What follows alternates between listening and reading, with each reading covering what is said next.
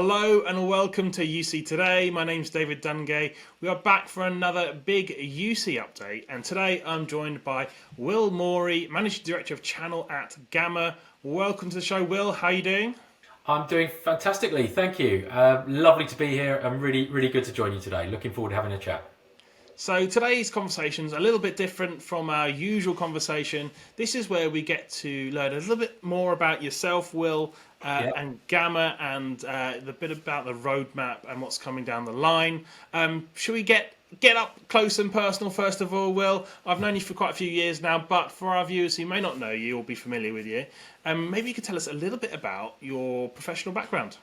Yeah, by all means. So I suppose first thing to say is 30 years in the tech industry, nearly. It's actually my 50th in a couple of weeks. So I was reflecting on a long time of that spent in the technology industry. So at the moment, I'm the managing director of Gamma's channel business. So obviously Gamma, FTSE-listed business, and really enjoying being part of that organisation.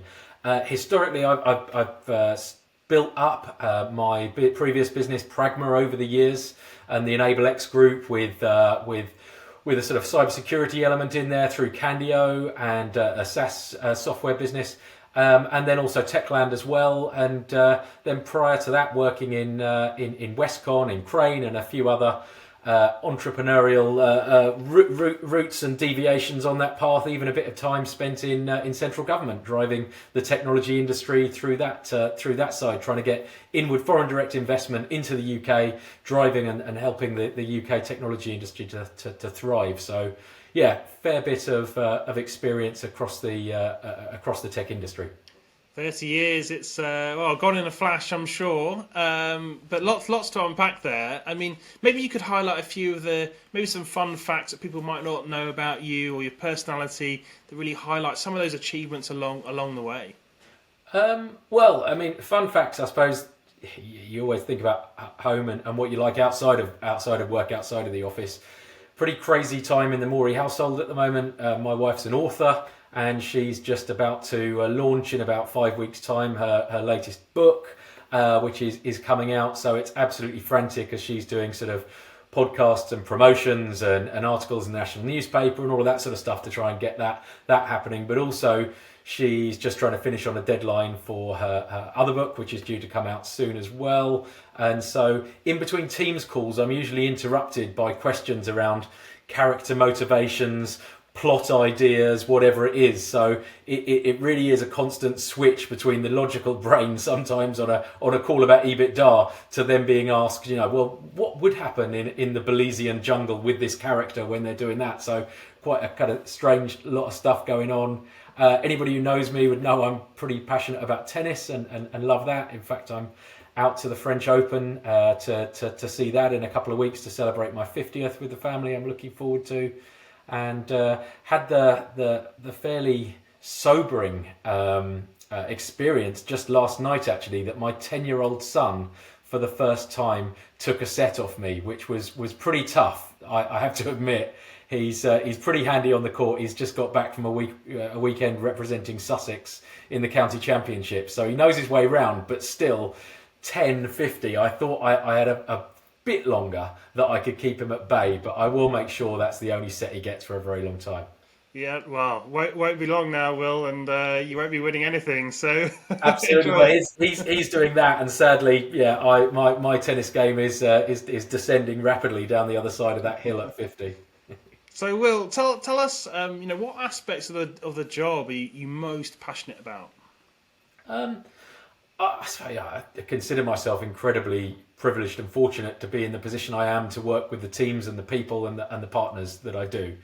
I think the first thing about working in the channel is it is pretty inspiring. There are some phenomenal leaders, entrepreneurs, and business people out there who've grown and built fantastic businesses, and to be able to be a part of that journey on some of those businesses over the years and hopefully play a small role in their growth and support them on those journeys has been absolutely fantastic. So probably yeah, I'm really passionate about unlocking the potential in the partners we work with, the people we have in our organisation, the people in those partners, and the platforms that we offer. And it's really easy if you're a bit of a sado like me to get really excited about that kind of stuff, because it is great to see, you know, people you've worked with over the years, and you maybe delivered their first training session when they joined a reseller back in the day, and now they're running their own business, seeing that scale and grow, or they're taking on leadership roles in different places. And yeah, again, playing a small role in hopefully helping them on that journey, I find really meaningful and just love, and it is a great part of what we do and the people we get to work with. Yeah, it's great to see, and I mean, I've been a fly on the wall in this industry as well, and it's you know, it's one of the things I love as well. I mean, maybe there's not a typical day, if you will, especially these days, and I know you know your job title has just changed. You know, welcome to the managing director role. But if there is a typical day, you know, what does that look like exactly? I guess, yeah, you've nailed it. There is no day that is the same. You know, one day, one meeting, I'll be, you know, looking at EBITDA and working out how we're going to nail the number and get us to where we need to. The next, I'll be catching up with a customer, talking about, you know, what they're experiencing and how we can do a better job of making sure we're simple and easy to do business with, understanding, you know, processes in their business and how we can better engage with them to unlock more potential. Mentoring and working with a member of the team and thinking about how we can help them be and unlock that potential to be a future leader in our business, and giving them what the support they need and the encouragement, and sharing some of the experiences and the scars along the way of my career and how I can help them in that. So yeah, lots of variety in the role, and that's really what makes it exciting, I suppose. So yeah, lots of variety. So probably 30% of my days on strategy, 30% of my days on people, 30% on customers, and then 10% I leave for chaos, really, and making sure that there are a few surprises in there, and making sure that I'm available to handle those. So yeah, as you average it out over a week, over a month, over a year, that sort of 30, 30, 30, 10 seems to play out.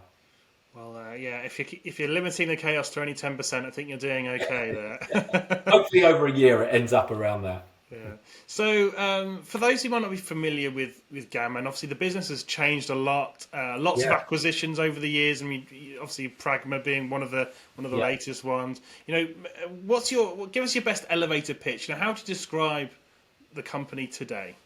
I mean, firstly, yeah, Gamma is, I think, nearly 25 years old. Hopefully everybody's aware and seen the news that we moved from AIM to Main last week, so we're now a FTSE-listed company. We've got about 2,000 people in the organisation across multiple territories, so clearly very, very strong UK business, but we've also got a really strong now German business in the Netherlands, business in Spain, so that European scale and capability. In other parts of the business, we're increasingly operating globally as we unlock the performance of service providers and hyperscalers around the world.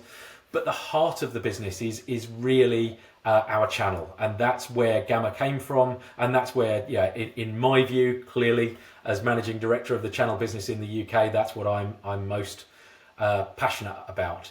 I guess it may be broadening it out, starting to think about the kind of culture of our organisation.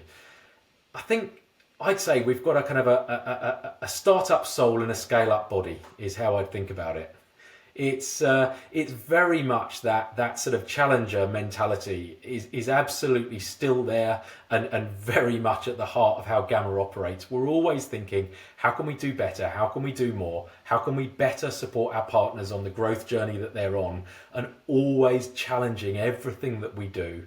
The products, the proposition, the people in the support wrap, the marketing, the any aspect really of the business that we can do better in. We're always pushing ourselves, and we'll always make sure that we're doing that. So, and that is, having done multiple startups in my career, to be able to operate in an organisation like Gamma that's got the scale that it's got, but that mentality of a startup is, it's an absolute honour and a privilege. It's really good fun to have that opportunity to be able to drive forward and do that.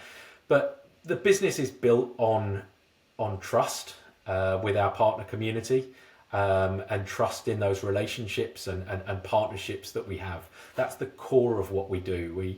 I think as an organisation, we've got a pretty good understanding of what it takes to make partnership work. And I think the number one thing that underpins that is probably trust. And then it's about making sure that we've got the agility and that kind of get things done mentality that means that partners know that we're going to execute on what we say, we're going to deliver them what we need, and we're going to be agile enough to change and flex and adapt when we get the feedback. Because at the heart of any good relationship, be it with family, wife, partnership, whatever, it's communication that's the key. And so I'd have said we're constantly listening, we're constantly making sure we understand what challenges partners are facing and how we can play a really meaningful role in helping them solve those challenges, address them and turn them into opportunities. Sorry, a bit rambly. That was probably a very, maybe we were going up to the top of the Burj or whatever it's called in Dubai. A bit rambly, but hopefully that is very much what we're about. I wanted to kind of capture the essence of the business, really. Yeah, that was a great overview, Will. And of course, I mean, I've witnessed the growth of Gamma over 15 years, and it's such remarkable how you managed to keep that consistent growth to the upside and maintain that acceleration. And I think that's a testament to that culture you talk about. Yeah. So maybe you could highlight some recent awards and accolades. I'm sure there are plenty to talk about, but maybe some of the more recent ones that Gamma have received. Yeah, I suppose I thought about this, and yes, there's lots of best UCaaS this and best channel that, and all of the awards that you're obviously aware of and our readers are aware of. I would say the number one accolade is our ability and the recognition of the fact we've just gone on to the main market. So we're now a FTSE listed business. And I think that's so meaningful and so important for our partners because it gives us the ability to continue and to invest and grow in the channel. But also, to be a FTSE listed business isn't easy. Clearly in a scale and financial terms, that's the case. But also being able to deliver the partners, the stability as an organisation that we can deliver in what is at the moment probably quite a disrupted and chaotic world that partners are operating in with all sorts of challenges for them around customers and suppliers and their kind of long-term viability maybe and how that things are going to change.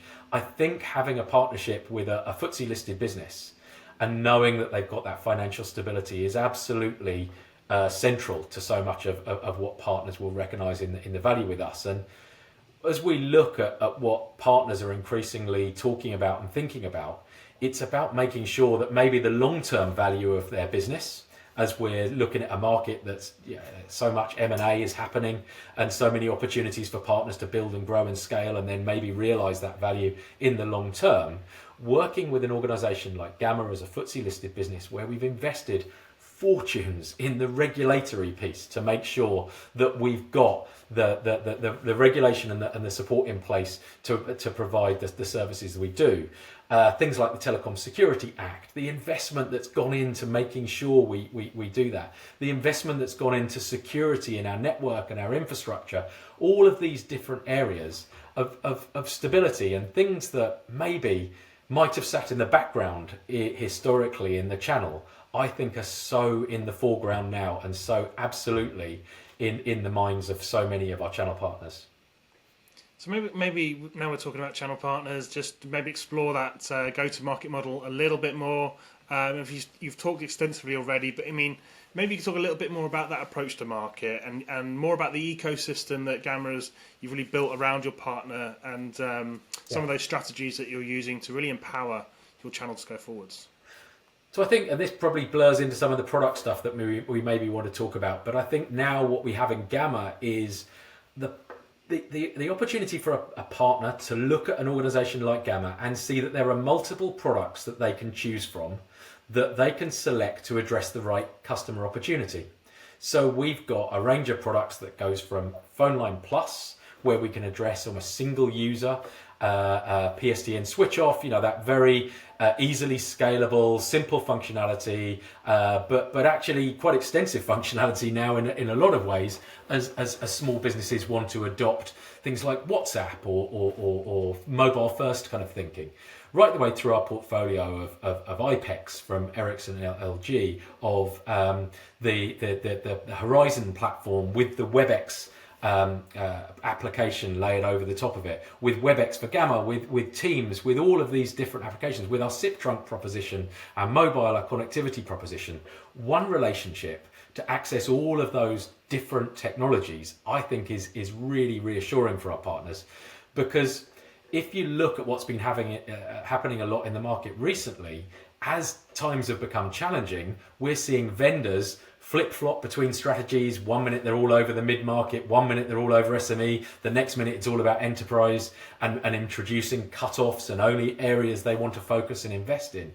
The absolutely outstanding thing in the relationship with Gamma is we insulate the partner from that single vendor kind of flip-flop. 1 minute they're all about the channel, the next minute they're all about direct. We are a channel organization with a portfolio of products that absolutely helps a partner unlock that potential in the market and win opportunities. And I think that's absolutely central to the kind of go-to-market model that we have, all wrapped with the channel support that a reseller needs, be it technical, be it the marketing, sales enablement, whatever along that journey. I think that's really sits at the very core of our kind of go-to-market, that channel-first thinking with that range of products, with the support wrap that goes around it, and then the financial stability or the ability to unlock commercial propositions that support people as they think about moving from maybe a lease-led business into really wanting to change the value of their business by shifting it to recurring revenue. The strength we've got to help partners in all of those conversations is fantastic. So maybe we could talk about the your ideal customer profile. Then you talk about the channel and your partners. What does that actually look like from a customer point of view? Is there an ideal customer? Yeah, well, almost any customer is ideal for us, and that's the beauty of the Gamma proposition. Is we're not very much this is our sweet spot down here, and we can operate. And I think I took 2 calls today. One of them was talking about essentially a micro business and how a reseller was targeting micro businesses, how we can work with them.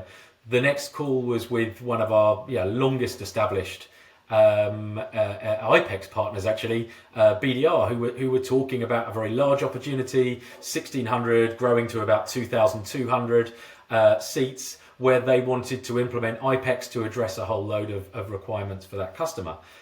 So that probably talks about our range. Sweet spot, we're probably from 1 to about 500 is where our sweet spot sits, because we've got this range of products. Because if you look at PhoneLine Plus, that has a sweet spot, as does IPEX, as does Horizon, as does WebEx for Gamma and Teams. So it's a pretty broad range of the market we can enable a partner to address. And I think that's again a huge differentiator for Gamma, is one relationship but address the whole market, and that I think is quite game changing for resellers. Well, you just listed your kind of key products and services there. Maybe let's sort of pause on those. What makes them really relevant in today's environment? The channel have got so much choice, but Gamma has really refined that proposition and giving this kind of all-encompassing toolkit to partners. But what makes that relevant today?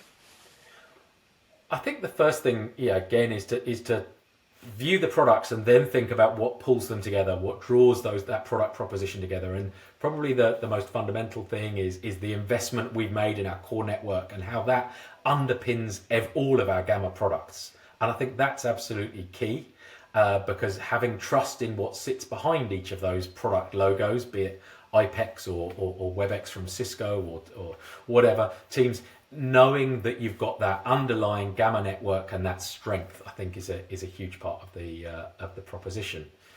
I think in our propositions we're always thinking about the ability for a customer to evolve, and for a customer to work with us, be it a reseller evolving their focus. Maybe they start out focused in SME and then they move into mid-market, and then maybe they come across enterprise opportunities and they want to address those, and having those different products there to do that, I think, is key.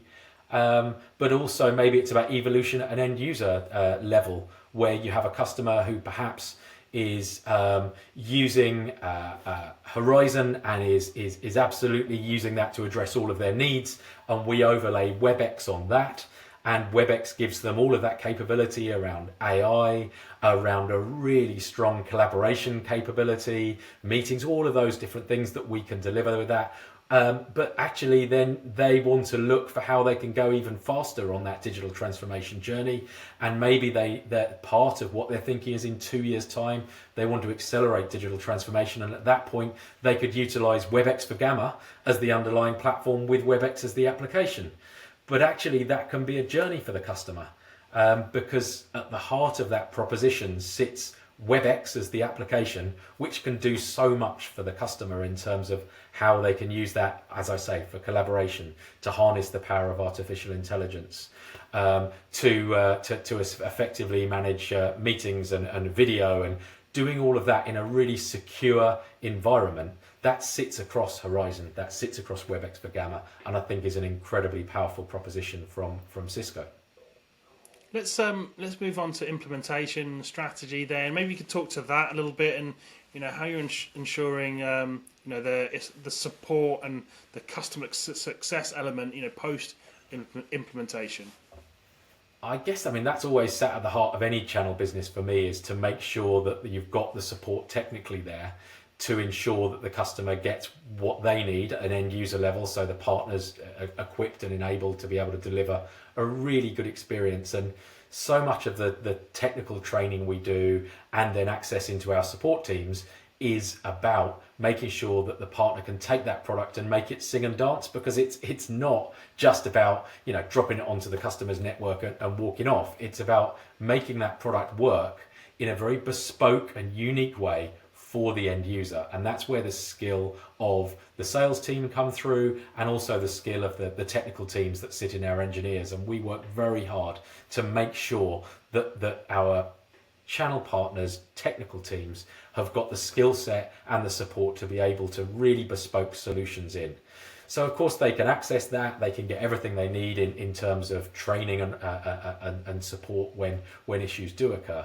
But then the other side of the support model that we offer is that if a partner wants to maybe scale faster or move into a new technology, we've increasingly got relationships now where they outsource all of that support and customer engagement and customer management to Gamma. And that can enable a reseller to move much faster in the market and achieve the scale that they're looking for, or move much faster into a new technology. So I think that's a really exciting part of our business, is the growth we're seeing on these kind of managed service propositions, where a reseller says, okay, I want to grow faster, or I want to move into a different direction. Can you hand? And they literally hand that over, and we run that part of their business for them. And that's such a kind of, again, goes back to what I said at the very beginning about unlocking potential. And that's a genuinely exciting part of our business at the moment.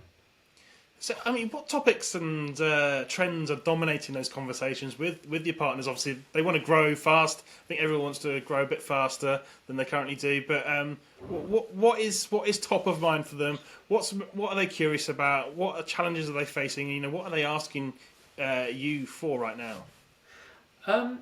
I think three things come to mind when I think about this. So, firstly, data and insight, and the insight that we can help partners share. So one of the fantastic things about the scale we've got as an organisation is the amount of data we've got access to, and being able to turn that data into genuine insights that can become actionable at partner level is a huge topic of conversation at the moment. So how can we help a partner really understand what's happening in their customer base, be it from a vertical market perspective, be it from upgrade, be it from how maybe applying different add-ons like CRM integration can drive the duration of customer life cycle. How can we give them a really solid understanding as to how they're performing against peer groups in terms of retention or churn or whatever the topic may be? That's a huge area of conversation and a huge area of investment and time that we're putting into the channel at the moment, is making sure that we can provide those data insights and that kind of capability around big scale data that can help them in running their business. I think secondly, I'd say voice security. We're seeing it coming up more and more now in the reports you read, like Cavell, where people genuinely have cybersecurity kind of concerns and security concerns in the voice space.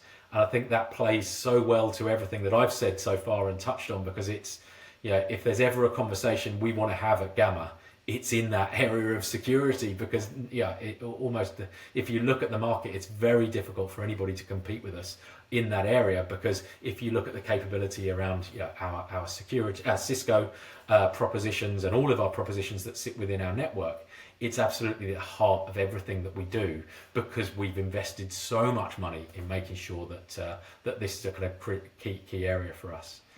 And then I think just that kind of point around a reseller thinking about the long-term value of their business and thinking about, in this kind of very M&A driven market, what matters in a partnership there is how can the partnership choices they make, the technology choices they make, genuinely affect their outcome when they look at the long-term value of their business. And I think that's, again, a real strength for Gamma.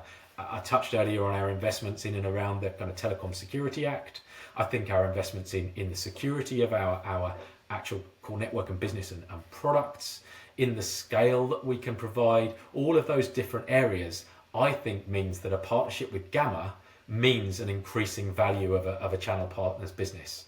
And I think that's a huge topic of conversation at the moment. So that would probably be the big three things that we're talking about at the moment.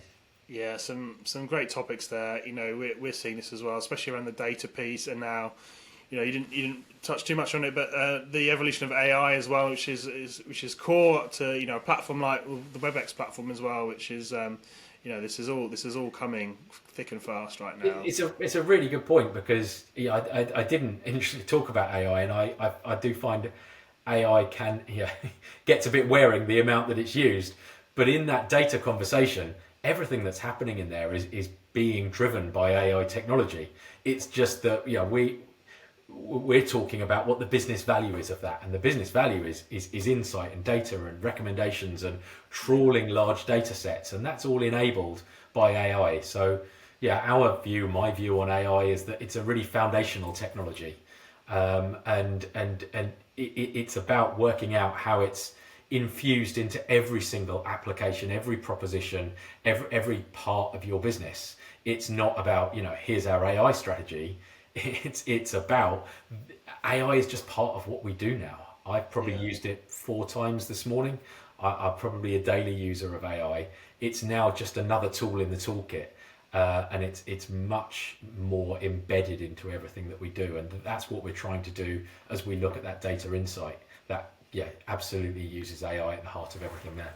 I think everyone's going through that transition with work, and I think we're going to see that the landscape changes, people do business differently. Maybe we could talk to that now, how your customers' needs have kind of changed over the years, and they're going to change even further, and AI will be one of those enablers to facilitate some of that change, I'm sure. But what are you seeing from that kind of on that front, and maybe you could talk to some of those challenges that your technology is going to solve as well along the way? Yeah, I think so. We touched on AI, so we might as well kind of talk about that for a second. But it's about making AI usable, not hype. And we coined this acronym IA a few years ago, where we wanted to talk about it much more in terms of intelligent applications. So instead of all being about AI and the artificial intelligence being the foundation, actually the topic to think about is intelligent applications, applications that adapt constantly to what the user's needs are, what's going on in the business, make recommendations, and embedding that intelligence into every single application, as I was talking about earlier. So that's a huge part of what we want to talk about, and moving beyond the kind of the hype machine that AI had into genuine, simple use cases that add real value to normal people in the everyday world. And that's where all of our focus is going on at the moment. And the perfect example being that data example, where just being able to make insightful recommendations based on data is driven by AI. I suppose embedding analytics and that kind of mindset into everything, thinking about the data that's being produced and thinking how that can be used to feed to feed AI and other applications is really, really key. I suppose, thinking about it through the opportunity, through the kind of lens of opportunity and how the market is developing, we're clearly getting towards the end now in the next few years of that transition away from PBX and SIP to UCaaS. I think that's now a huge amount of support is going into our partner base to address that kind of tail end of that challenge. I'd argue that there's few people who could say they've done a better job in driving that PBX to UCaaS migration than Gamma. We've got now over 1 million seats in the UK, I think, and all of that at some point has come from a PBX world. So we've had a fantastic track record, but we've absolutely got to commit and double down for that last tail end of that PBX migration and make sure that we've got the proposition there, because I think what's left is probably maybe three key areas we see. One is laggards, is people who aren't going to be turned on by the new technology, the AI conversation or the latest UCaaS widget. In fact, I spend a lot of time talking about how in our industry, we can often create a barrier with the buyer by using terms just like UCaaS. It's a pronounced acronym. It's about as bad as it gets in terms of confusing and befuddling an end user who runs an engineering company.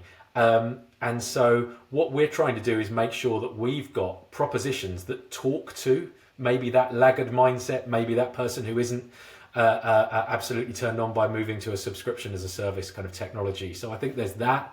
There's people who maybe have quirky and complex requirements, or maybe are tied into a vertical market that doesn't automatically lend itself to a standardized cloud platform. And that's why some of our propositions like IPEX are so strong, where we can deliver really bespoke customer experiences to replicate things they might have been able to use in a PBX world, or to be able to give them very bespoke solutions to vertical market capabilities and requirements. So I think that's one. And the other is just that kind of tail end of people who committed to leases on PBX equipment a number of years ago and are now going to serve out that lease term. And then when they're ready, we can move them across. So we're working really hard in that area for the channel to make sure that we can get the rest of that PBX across. The other kind of key trend and topic I'd probably touch on is my view is this separation we've got and this mindset we've got, where we talk about CX and CCaaS over here and UCaaS over here. We should just put to bed right now. People want to use a technology to help support them in interactions. Now, us applying this artificial kind of separation of CX, CCaaS and UCaaS, I think is really, really unhelpful for the end user. And so what we're trying to do more and more with our technology propositions is make sure that it just supports that journey that the customer wants to take. It might contain CX elements, it might contain AI, it might contain analytics, it might contain technologies, and more than likely will, that unify a communications experience. But it's really about addressing the needs of the end user and not getting hung up on the lens which we apply to it. Clearly, there are some very specialized high-end CX and CCaaS requirements that need to be served. But the vast majority of the market is a user just like you or me, or a business that we come across every day, that just want to be able to interact with their customers, interact with other stakeholders, and interact between each other and collaborate. And we've got to let go of these acronyms and really just unlock the opportunity for the end user by showing and demonstrating how we can deliver value in their business in real terms for them. Fantastic. So, Will, let's move to maybe a bit of a future outlook and get the crystal ball out. Looking through your lens right now, what do you see as the biggest opportunity for the industry? I really think we need to double down on this data conversation. I think a huge opportunity for channel partners is going to be accessing and understanding customer or end user behavior through the analytics solutions and the data solutions and the insights that we'll be able to deliver them, so that they can continue to deliver these very bespoke, very tailored interventions and actions that can help them make the most of the technology that they're using, the interaction technology. I'm trying quite hard not to say UCaaS now after what I said before, but yeah, UCaaS technology essentially. I think that's going to be a huge enabler that will unlock a massive amount of potential in the channel to enable them to deliver more exciting, more interesting, more engaging propositions than just a relatively vanilla set of features and functionality that an end user might do. I think we're not even at the edges yet of what AI will be able to deliver in the landscape as I see it. I think almost every day I'm blown away by what AI can do, the insight it has, what it can deliver. So no surprises that I'd back AI and it's being embedded into everything that we do. But I'd also say that probably, and maybe to summarize, is actually the channel are more relevant and more important than ever, because in this complex world of all of the technology we've spoken about, and in an AI world, the human interaction to be able to really understand an end user's requirements, understand an end user's business, and put forward a proposition across multiple technology areas that will answer their needs and enable them just to get on and grow their business is what we need to be doing. And so I think, the number one thing I'd back and the number one trend is that the channel is more relevant than ever, more capable and equipped than ever, and Gamma are more up for working with them, supporting them, driving them, and investing in their business than we've ever been. Well, I think that's a really fantastic place to actually end today's discussion. I'd just like to say thank you so much for coming along and sharing some of your insights about the market, but also telling us a bit about yourself as well. It's been an absolute pleasure. Lovely to see you. Thanks very much. And thank you for watching. You've been watching me, David Dungay, on UC Today. If you liked today's conversation, please give us a like and a share on social media. That's it from me. See you next time.